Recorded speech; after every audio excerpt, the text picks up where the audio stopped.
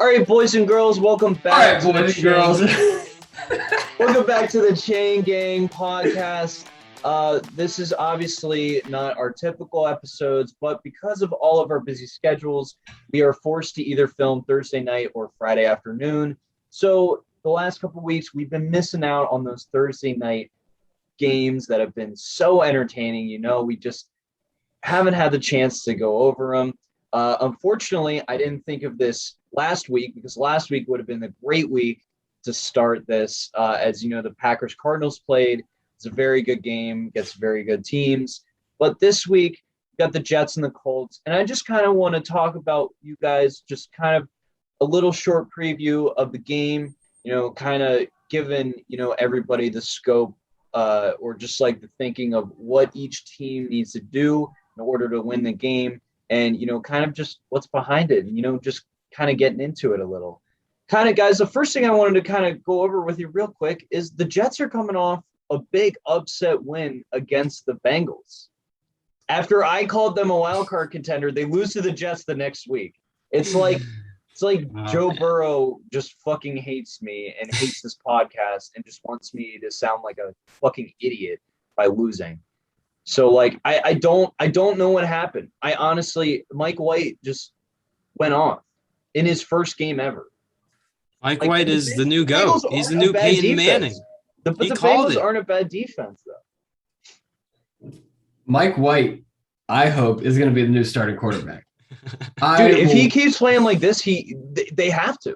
They don't have a choice. An underdog any day. Fuck Zach Wilson, especially when he's against Zach Wilson. I was going to say, I'm sure there's a little Zach Wilson anger pent up there. But, dude, it's not like he even had an okay, average rookie debut. Dude, man was the first quarterback to ever throw 300 yards and have over 75 completion percentage in his first start. Okay, Mike White had over 400 yards passing, even without his number one receiver, which is ridiculously insane. Especially, it's not like the Jets receiving corps is that bad, but I mean, it is the Jets. It's impressive any day of the week.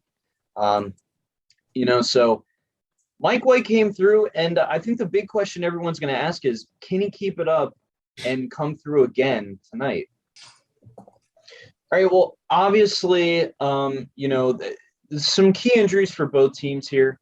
The Colts offensive line has been playing solid, but Quentin Nelson has kind of been, in and out. But scratch, so I'm going to cut that. But well, I don't know if that's possible because we've seen time and time again how rookies just have a nice game. It's because maybe their defense isn't used to them. Maybe the defense doesn't know how they play. Mm-hmm. So I'm not sure about the Colts defense. They might, see the film, see any weaknesses he might have, and he might, not have as good a game because he doesn't have that element of surprise. I like to think it's not a fluke. It takes talent, regardless of who you are, to put up 405 yards. It takes talent, especially on what Dylan considers to be a wild card team. So I'm hoping it's not a fluke. And if he can keep that same energy, and I mean, other key players on their team had great games, like Michael Carter had a great game.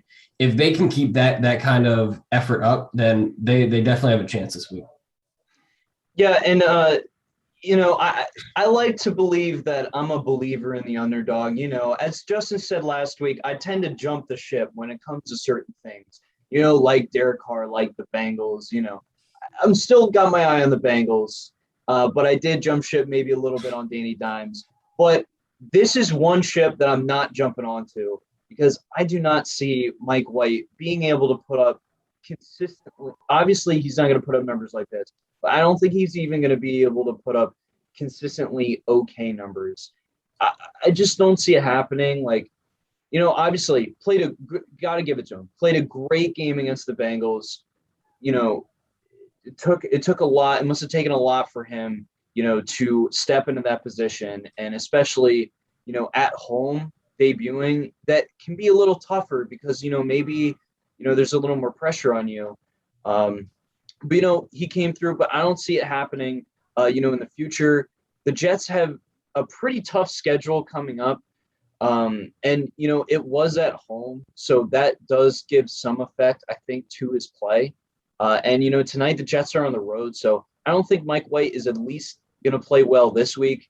Or, I don't know if he's going to play well in the future, but at least for, the Thursday night game, I don't see him playing well against a good Colts defense. Okay, so guys, what are the keys to each team winning here? What does each team need to do, to be able to get the dub on Thursday night? We'll go over the Jets first. So, Justin, what do you think the Jets need to do to be able to win this game? The Jets, I mean, obviously it hinges on Mike White. Quarterback plays everything in a game, and they really just need to keep that kind of energy going. Like I said earlier, they need to keep it up and keep moving the ball efficiently. I think Michael Carter is going to be a key part. Corey Davis is out, obviously, so you're really looking at their receivers be able to make catches under a pretty strong secondary, even though the Colts have some injuries. They got to get Michael Carter going. I really truly believe that. He played really well last week, especially receiving out of the backfield. That's going to be huge for the Jets, and I think they got to keep that going. Is just taking what the defense gives them, honestly, because that's what Mike White did against the Bengals. And look at the numbers he put up. So they just got to keep honestly doing those short routes with Jameson Crowder and Elijah Moore. I think Elijah Moore is going to have a really big game today. I think he's going to get a lot of targets. But the Jets have got to score early. All season they have struggled with not scoring early in games, and it's kind of screwed them over because, they're not a good enough team to be able to come back from a 2-touchdown deficit. So Mike White has got to come out slinging early. You got to get points on the board. And on the defensive side of the ball, you got to stop Jonathan Taylor. Jonathan Taylor has been a beast. The last 5 games, he's had at least 100 scrimmage yards and a touchdown in every single game, which is the second longest active streak. So that's kind of the whole Colts offense right now, honestly. It's Carson Wentz is not putting up huge passing numbers, and, he's making some key mistakes in, game time situations. So the Jets have got to stop that run defense, and they got to stop the run. And I think they can do this as, they stopped the Bengals last week. They only gave up 41 rushing yards on 61 attempts. So I think the Jets are fully capable in winning this game. It's just they got to find also a way to win on the road. They're 0-4 on the road this year. Their only 2 wins have been at home. So they got to overcome the crowd there. And especially, like Statboy said, it's going to be their first primetime game in about 4 years. So that crowd's going to be booming. And Mike White's got to, kind of calm down, keep his composure, take what the defense gives him, and they got to stop it. Agreed. I also think a huge key is following on the Jets O-line. They do not have the strongest O-line. They've had a lot of injuries this season, and keeping Mike White protected is going to be huge to this win because Mike White is an inexperienced quarterback, to say the very least. And if he doesn't have time to process his throws with a lot of backup receivers, their offense is going to be going very far. Yeah, I really like that point because the Colts defensive line is probably the better part of their defense, just their front seven in general. So and their linebacker core is really strong. Right. And I was just going to say, Darius Leonard, they got to find a way to take him out of the game. Obviously, that's too hard to do because he's too good of a linebacker. But, just limiting him in some way, honestly, just getting the ball to the outside, because DeForest Buckner on that interior is insane. They don't have good enough linemen to block him. So, they just gotta run the ball on the opposite side of both those guys. What are the keys to the Colts winning the game? The key for the Colts is just getting the ball moving. Jonathan Taylor is huge. The Colts, in my opinion, have one of the best backfields in the league. I mean, 100%. You have Jonathan Taylor, you have Naheem Hines, and you have Marlon Mack. Any one of them could be a running back 1 or 2. And it's just going to be hard to slow that down. So as long as they can get the ball moving on the ground, I think they're probably good. And like I said earlier, keeping Mike White from getting into a rhythm, quarterbacks really playing up, linebackers keeping the pass rush on. I think that those are probably the 2 biggest goals for them on both sides of the ball. Yeah, right. And, that's going to be huge for the Colts getting the rundown because, that has been their offense this year. But, talking defensively, because I think honestly that's going to be more of the problem because, I think the Jets offense at this point is more of a threat than their defense. But they got to attack Mike White. All right. That's the go-to thing to do with the rookie quarterback. You got to blitz him. You got to make him make quick decisions under pressure, especially with guys that really aren't able to create much separation. That's going to be huge for them. And they have the defensive line to do it against this, injured Jets O-line. Even though Mikael Becton is supposed to come back this week, he's not going to be enough to stop that defensive line. And the last thing I have for them is just stopping the short game.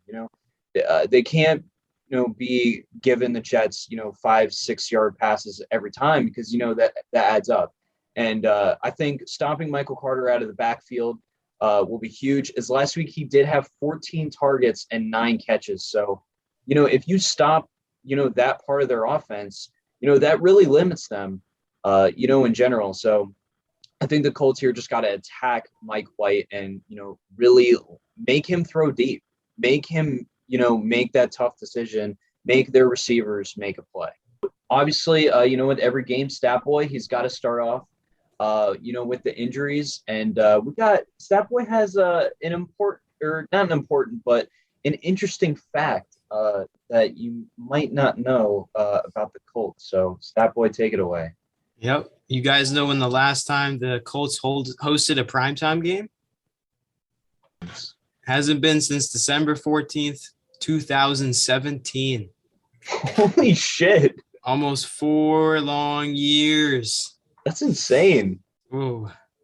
Shit, dude. I was a sophomore in high school. Yeah. But oh my God. Man. Shit. I guess they just hate the Colts. They're like, you know what? We'll put you on primetime, but fuck you. You're going to have to travel. Go across the country to play the 49ers. You're going to have to do it. Gotcha. All right. For the Jets, yet again, Zach Wilson is out. Corey Davis is doubtful. Tevin Coleman is out, and George Fant is questionable. For the Colts, T.Y. Hilton is out, and Quentin Nelson is questionable. But I want you guys to give me the exact score prediction of what you think the result is going to be tonight. A little different than just picking the winner because now it's just one game. So I thought I'd make it a little bit harder on y'all. I think it's going to be 28-14 Colts. 28-14. Okay. All right. I'm going to go 35-24 Colts. Okay. I'm going to go 24-14 Colts. I think it's going to be I don't think Mike White's going to be able to put up 34 points away against this Colts defense. All right. Well, thank you guys for, joining this quick little segment here. I really appreciate it. Guys, let me know if y'all enjoy this video. And if you want us to do more Thursday night previews, let us know. I think it'd be good for us just because, we kind of miss, the podcast in general, just because we, record late in the week. So enjoy the Thursday night game tonight. I know that might be kind of hard because, they don't give us the greatest matchups. Sometimes they make it really hard on us, but football is football, and y'all have a great Thursday night, and let's go Mike White. Let's go, baby. Go Mike White. Let's go.